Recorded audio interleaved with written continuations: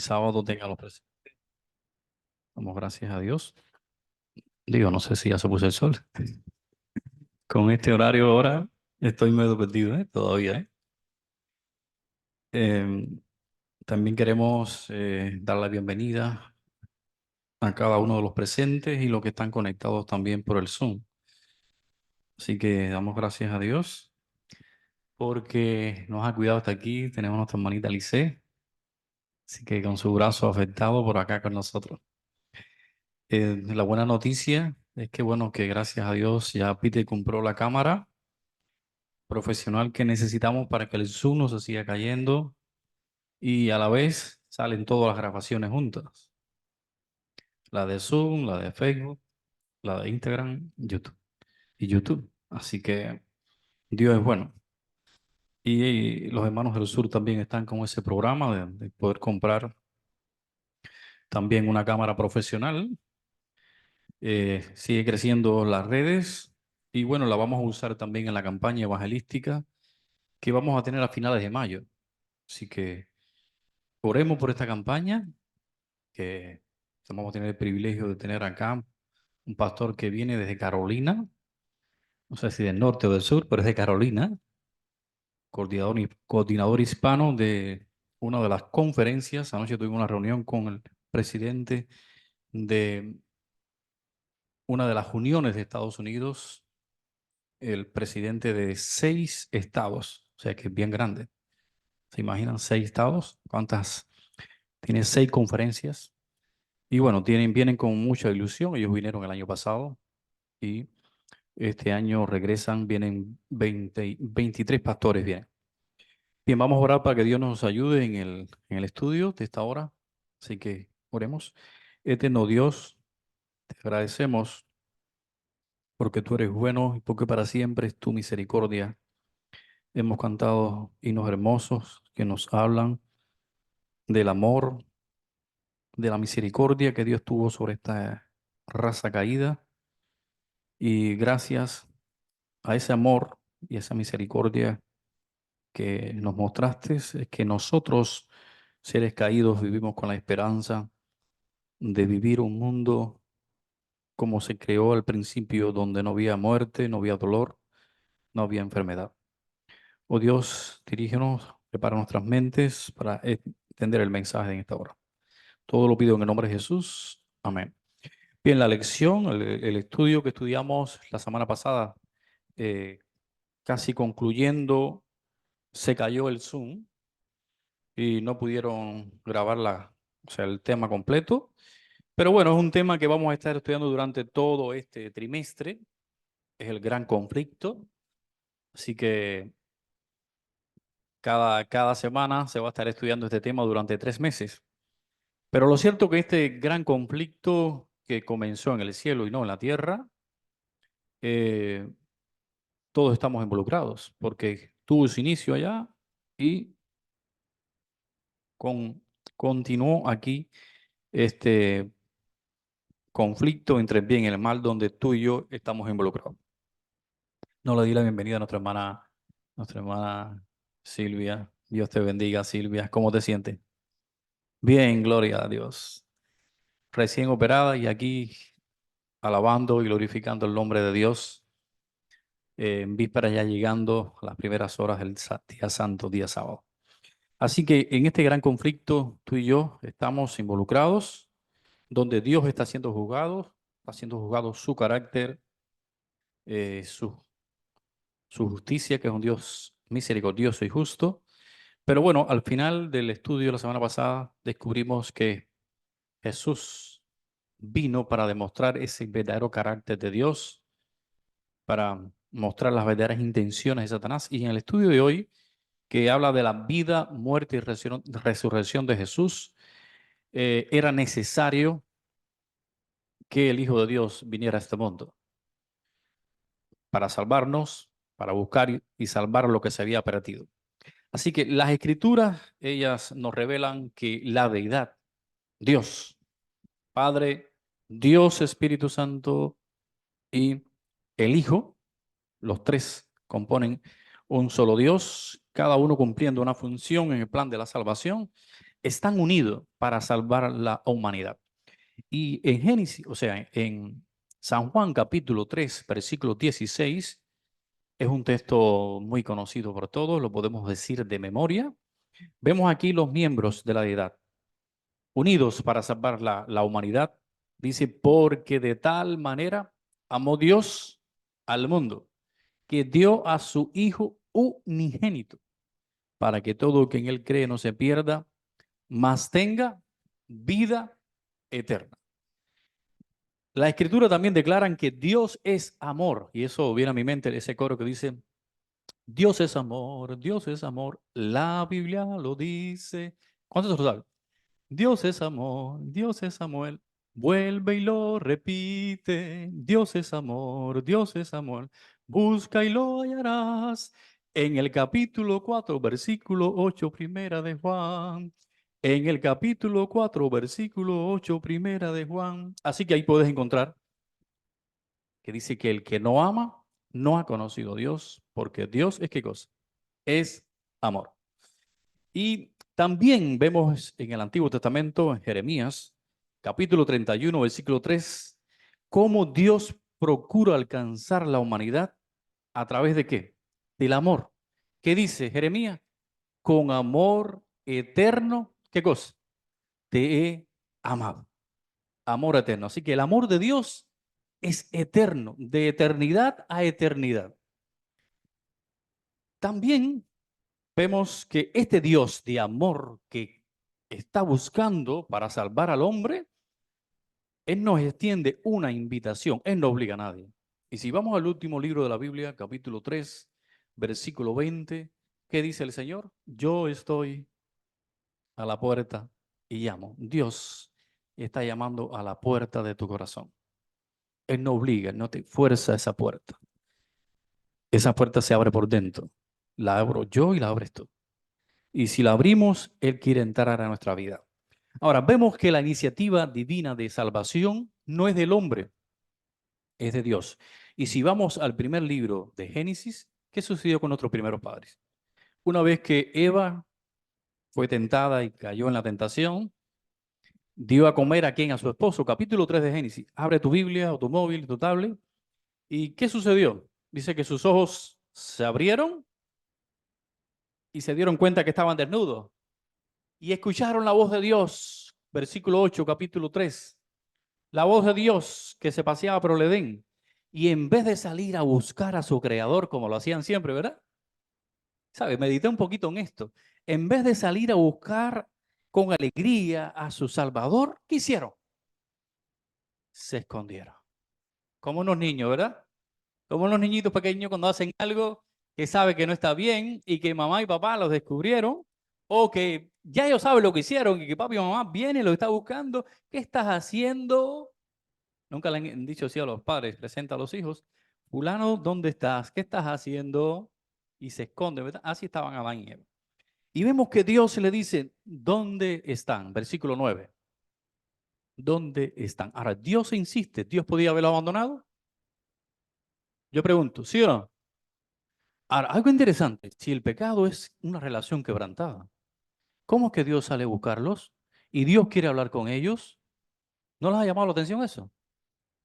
¿Ya eran pecadores? Sin embargo, vemos que Dios toma la iniciativa. Hay personas que dicen, cuando yo encontré al Señor, no, quien te encontró a ti fue Dios, porque Dios está buscándote desde el principio. Y tú corriendo delante de Dios. Y tiene que a veces suceder algo en nuestras vidas para nosotros tropezar, caer y entonces levantar los ojos al cielo. ¿Y por qué esperar que suceda algo en nuestras vidas para entregarle nuestra vida al Señor? Ahora, vemos aquí que el Señor encontró a Adán y Eva. El Señor insistió, ¿verdad?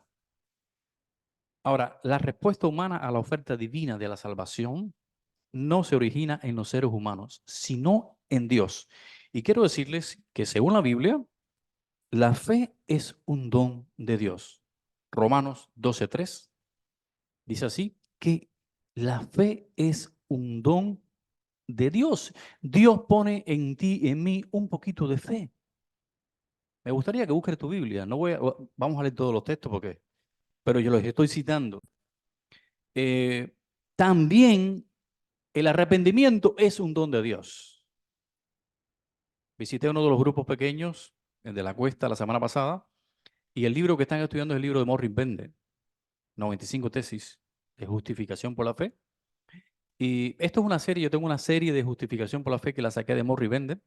Y Morris Bender desarrolla cada capítulo y dice, la fe es un don de Dios, la obediencia es un don de Dios, el amor es un don de Dios, el arrepentimiento es un don de Dios. Hay arrepentimiento según Dios y hay arrepentimiento según los seres humanos. El arrepentimiento de Judas, ¿cuál fue? Y el de Balaán. Balaán se arrepintió, pero por miedo, cuando la muda le habló, la mula le habló, y entonces él pudo ver sus ojos que tenía un ángel delante de él en el camino. Ahora, a veces nos arrepentimos, pero por las circunstancias, por la pena, por la vergüenza, ¿verdad? Ahora, nuestro amor surge ¿de qué? Del amor de Dios, porque Dios me amó a mí primero. Y lo puedes buscar en Primera de Juan 4:19. Primera de Juan 4:19. Juan habla mucho del amor, el discípulo Juan. Sabe que Juan era un hombre antes de ser convertido. ¿Cómo era Juan? Impetuoso, ¿verdad? Orgulloso, prepotente. Pero de todos los escritores bíblicos, el que más habla del amor es Juan. Nosotros le amamos a él porque él nos amó primero. Ahora, ¿por qué yo amo a Dios, José? Porque él me amó a mí. Me amó primero. Ahora, Dios pone en mi corazón el amor. Y yo de por sí soy malo, tú también. Ahora, no podemos salvarnos a nosotros mismos de Satanás, escuchen bien, del pecado y del sufrimiento y la muerte. Estamos perdidos para siempre. Y por eso es que dice Jeremías, capítulo 2, versículo 22, que aunque te laves con lejía, tu pecado va a permanecer delante de mí, dice Jehová. Ya en los tiempos bíblicos se usaba la lejía, ¿verdad? Ahora, por muchas obras buenas que quieras hacer, por muchas obras de caridad que quieras hacer, por mucho servicio que quieras hacer y obras de moralidad, personas que son moralmente intachables, nada de eso compra nuestra salvación. Por eso que Isaías 64:6 dice que nuestra justicia es como trapo inmundo, sucio. Pero Dios, que es rico en misericordia, por su gran amor, dice el apóstol Pablo en el libro de los Efesios, Efesios, si alguno lo tiene, capítulo 2, Efesios lo estudiamos hace 2 trimestres atrás, ¿verdad? Todo este libro, capítulo por capítulo, lo estudiamos durante todo un trimestre. Y aquí, bueno, nos habla de la misericordia de Dios. Versículo 2, disculpen, capítulo 2, versículo 4.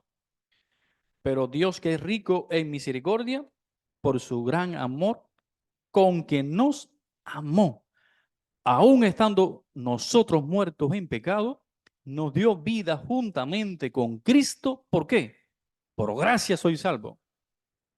Y el versículo, bueno, vamos al versículo 8. Porque por gracia soy salvo por medio de la fe. Y esto no es de vosotros, pues es don de Dios. No por obras para que nadie se gloríe.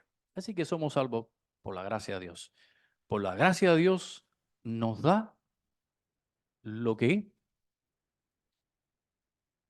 por su gracia que nos da, lo que no merecemos. Nosotros lo que merecemos es, es morir.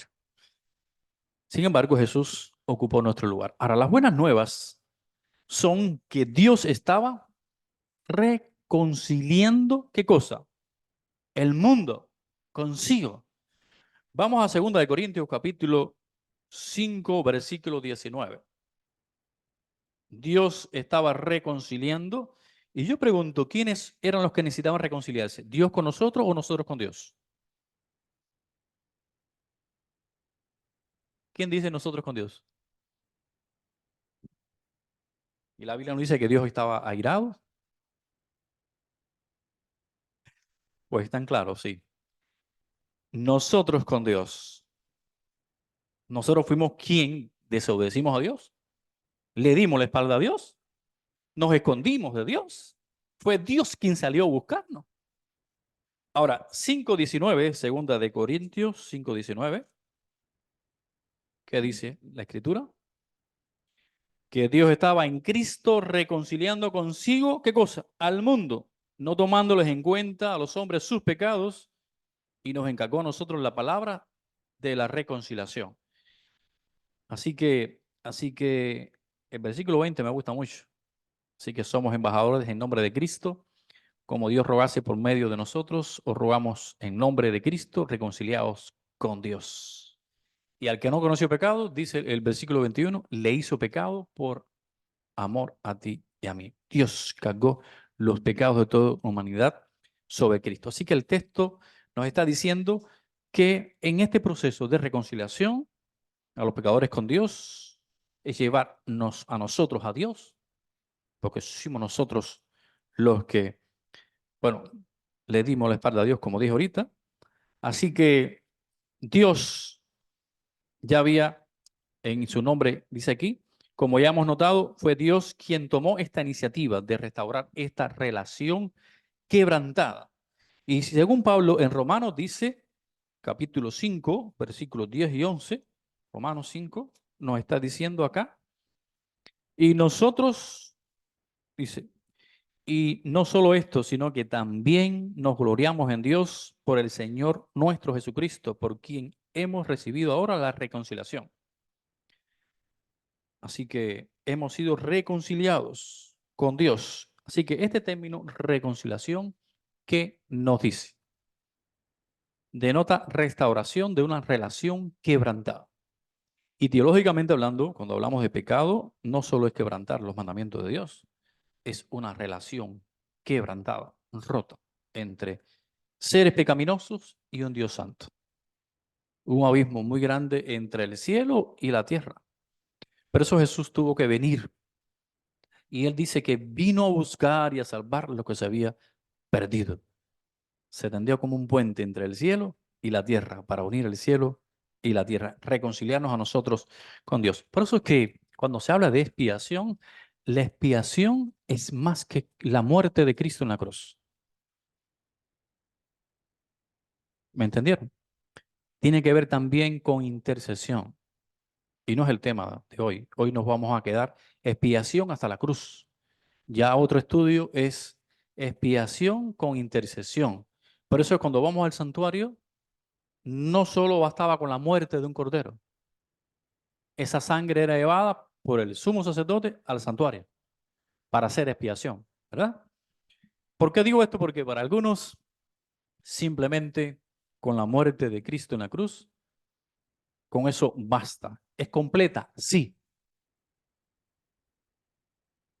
pero no basta. Y eso nos dice la seriedad del pecado, que necesita aún después de la muerte del Hijo de Dios, necesita intercesión, un intercesor entre un Dios santo y nosotros seres pecaminosos. Por eso es que cuando estudiamos el santuario está todo el plan de la salvación ilustrado. Comencé a estudiar los miércoles en la iglesia de Tenerife Sur, el santuario. Aquí vamos a tener toda una semana de oración del santuario en el mes de noviembre. Y, pero bueno, es bueno, nosotros como iglesia no compartimos esta doctrina. Doctrina del santuario es plenamente adventista y el juicio pre-advenimiento también. Así que eso no lo combatimos con otra iglesia. Ahora, el sacrificio expiatorio de Cristo en el Calvario marcó el punto de retorno entre una relación entre Dios y los seres humanos. La muerte de Cristo era necesaria. ¿Por qué? Para un Dios de amor pudiera mantener su justicia, y para Dios fue un dilema resolver el pecado del hombre. Porque ¿cómo mostrar su amor y su justicia a la vez? Y lo dijimos la semana pasada. ¿Cómo resolver este dilema? El pecado no tiene justificación. ¿Y cómo Dios resolver este dilema? ¿Cómo salvarnos? Estamos perdidos para siempre. ¿Cómo ser un Dios de amor y a la vez justo? Bueno, muriendo allí en la cruz del Calvario. La justicia de Dios requería que el pecador fuera llevado a juicio. Y la ejecución del Hijo de Dios tomó nuestro lugar, el lugar del pecador. Mi lugar, tu lugar. ¿Y qué fue lo que mató a Jesús? A veces decimos, no, fue el Imperio Romano, esos soldados romanos que lo crucificaron en la cruz. Fue aquel pueblo que le decía, crucifíquele, crucifíquele. Y que dijeron que su sangre sea sobre nosotros, sobre vosotros. ¿Qué fue lo que crucificó a Jesús? ¿Quiénes? Mis pecados, tus pecados. Los pecadores que no están dispuestos a aceptar la sangre de Cristo no reciben el perdón de sus pecados y quedan sujetos a la ira de Dios. Por eso es que San Juan, capítulo 3, versículo 36, cuarto evangelio, San Juan, capítulo 3, versículo 36. Si aquí no lo tiene, lo puede leer.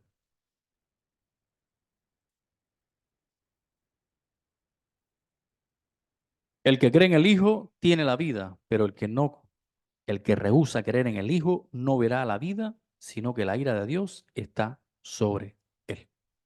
Así que si rechazamos a Jesús, y yo siempre se lo digo a las personas, rechazar a Jesús eh, es condenarme. ¿Por qué? Porque le estoy diciendo, mira, yo no quiero tu oferta, yo no quiero tú que me perdones, yo quiero seguir viviendo mi vida. Ahora, las personas que no reciben a Cristo no reciben el perdón de sus pecados y quedan sujetos a quién? A la ira de Dios. Así que el texto bíblico dice, sino que la ira de Dios está sobre quién? Sobre ellos.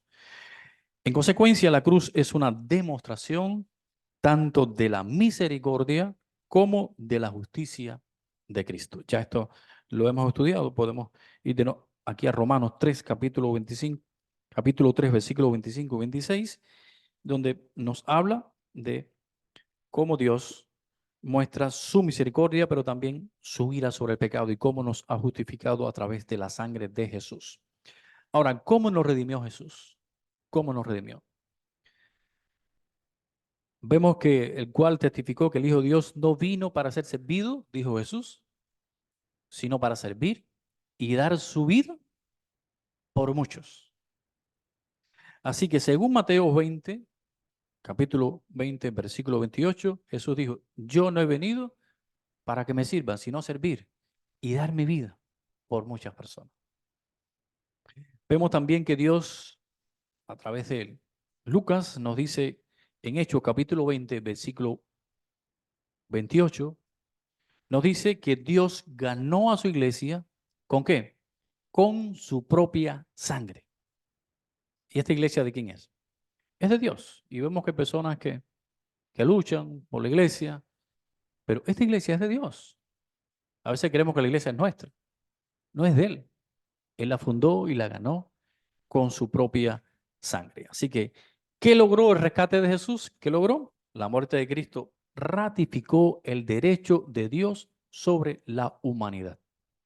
¿Había perdido el derecho de Dios sobre nosotros? Yo pregunto, cuando el hombre pecó, ¿había perdido Dios el derecho sobre nosotros? Pues la muerte de Cristo ratificó ese derecho, muy bien, ese derecho de propiedad de Dios, que Dios tiene sobre la humanidad. Ahora, Pablo declara, o ignoráis. Busca tu Biblia en 1 Corintios capítulo 6, versículo 19 y 20, que soy, ¿qué cosa? Templo de Dios, pero que también habéis sido comprado, ¿con qué? Con mucho precio. Nuestro Señor no solo es nuestro creador, sino que también nos ha comprado, nos ha rescatado con la sangre preciosa de Cristo Jesús. Y 1 Corintios 7:23 también nos está hablando de lo mismo. 7:23, 1 Corintios.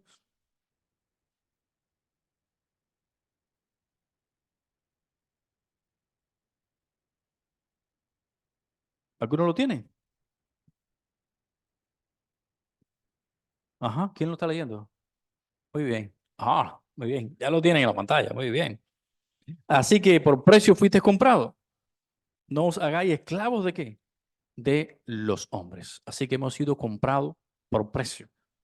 Y Pedro nos dice que hemos sido rescatados de qué? De vuestra vana manera de vivir, la cual recibisteis de quién? De vuestro Padre. Pedro nos recuerda muy bien eso. Eso se encuentra en 1 Pedro 1:18.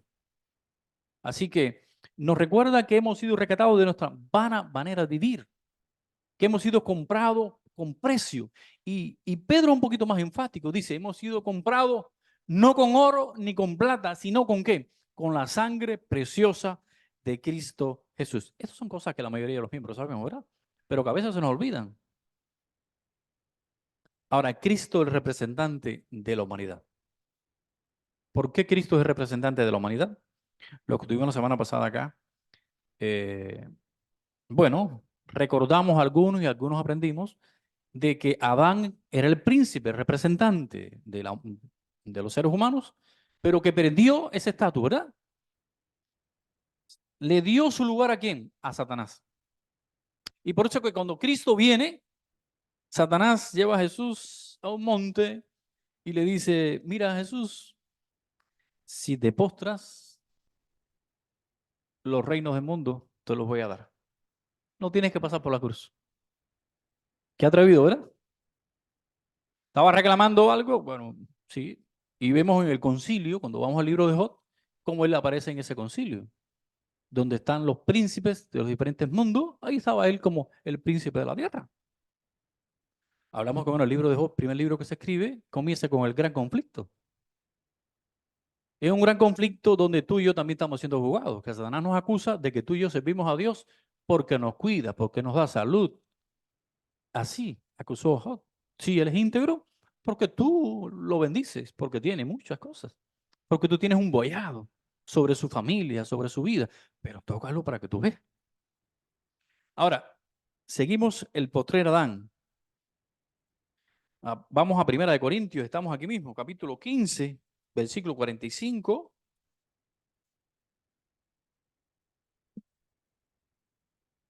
Si lo pueden poner en la pantalla.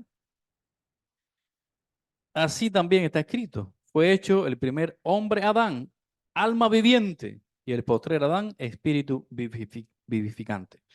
La semana pasada estudiamos también que nosotros, bueno, adquirimos cuando nacemos esa naturaleza pecaminosa que hemos heredado de nuestros padres. Pero de Jesús recibimos ¿qué cosa?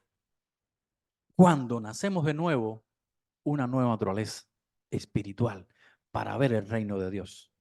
Y por eso Jesús lo dijo a Nicodemo, es necesario, Nicodemo, nacer de nuevo, de agua y del Espíritu, para ver el reino de Dios. Así que Jesús es llamado el postrer Adán, el segundo hombre también, dice la Biblia, representante de toda la humanidad, tanto él como Adán. La rebelión de Adán trajo el pecado, la condenación, la muerte para todos sus descendientes. Ahora Cristo invirtió, podemos decir, esa tendencia descendente, porque así como en Adán, dice el versículo 22 de este mismo capítulo, en Adán todos mueren, en Cristo todos serán ¿qué cosa? Vivificados.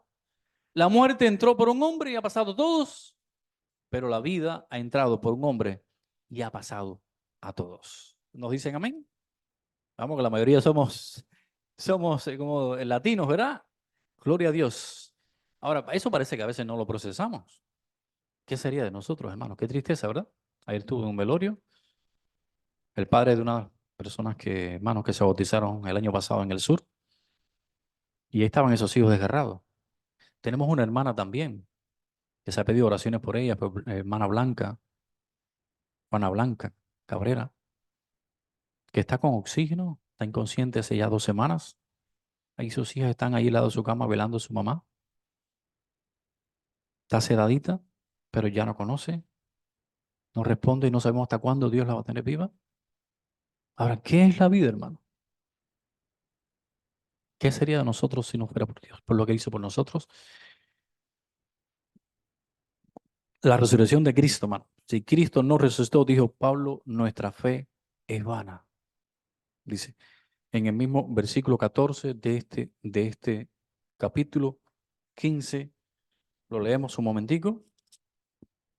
Si Cristo no resucitó, vana es entonces nuestra predicación, vana también es nuestra fe. Versículo 17, si Cristo no resucitó, vana es nuestra fe también. Y aún estáis muertos ¿en qué? En nuestros pecados. Ahora yo te pregunto, ¿crees que realmente en la resurrección? ¿Crees? ¿De verdad? ¿Sabe? Hubo un tiempo que el enemigo me ponía esa duda en mi mente. No sé cuántos el enemigo le ha puesto esa duda, pero leí un pequeño libro que se llama Más que un carpintero. ¿Cuántos han leído ese libro? Por un lado tiene el Evangelio según San Juan, los cubanos levantaron su mano. Hubo un tiempo que ese libro era una colección de un pastor bautista llamado John McDowell. Muy buenos libros, traje algunos y es una pena que regalé otros, pero gracias a Dios traje uno más que un veredicto. Da evidencias científicas, arqueológicas y bíblicas de la resurrección de Jesús y que su tumba está vacía.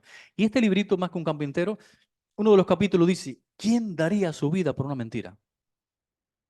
Y ahí habla la vida de los apóstoles, cómo ellos, después que vieron a Cristo resucitado, todos estuvieron dispuestos a morir y todos murieron como mártires. El único que murió de muerte natural, el apóstol Juan. Pero según la tradición, fue echado en una paila de aceite hirviendo. Y Dios lo libró, fue desterrado también, pero murió al final del primer siglo de muerte natural. Todos murieron. Ahora, ¿quién daría su vida por una mentira? Inclusive uno de los hermanos de Jesús que no creían en Jesús, Santiago, llegó a ser uno de los líderes de la iglesia. Y ellos no creían en Jesús, sus medios hermanos, pero creyeron en él después que lo vieron resucitado. Y esto fue lo que le dio poder a la predicación de los discípulos. Ahora, Jesús resucitó y resucitó físicamente con un cuerpo. Y lo puedes buscar en el Evangelio, y no tenemos tiempo, de Lucas capítulo 24, versículo 36 al 43. Ahí estaban ellos en el aposento alto, amedrentados, tristes, porque su maestro había muerto. Sin embargo, Jesús se les apareció. Bueno, ya ellos sabían que Jesús había resucitado, pero fue una de esas apariciones de Jesús y Jesús se apareció con la puerta cerrada y pensaban que era un fantasma. A la puerta cerrada, Jesús entró, pero con un cuerpo y Jesús le dijo, tocarme, tocarme. Y lo tocaron. Un espíritu no tiene carne ni hueso, dijo Jesús, ¿no?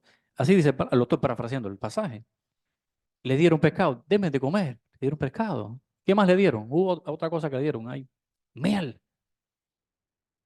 Ahora, cuando nosotros seamos resucitados, ¿cómo vamos a ser? Vamos a ser resucitados con un cuerpo. Así como Cristo ascendió al cielo con un cuerpo humano y que lo tendrá por la eternidad. Ahora es nuestro mediador. Ascendió como el Cristo hombre, el Dios hombre, es nuestro intercesor.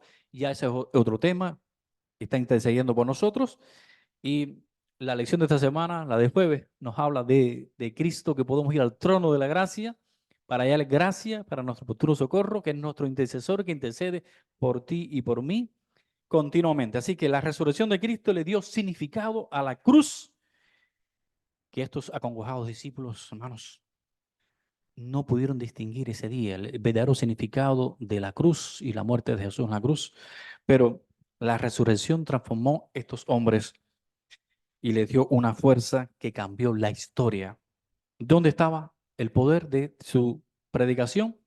En la resurrección de Jesús.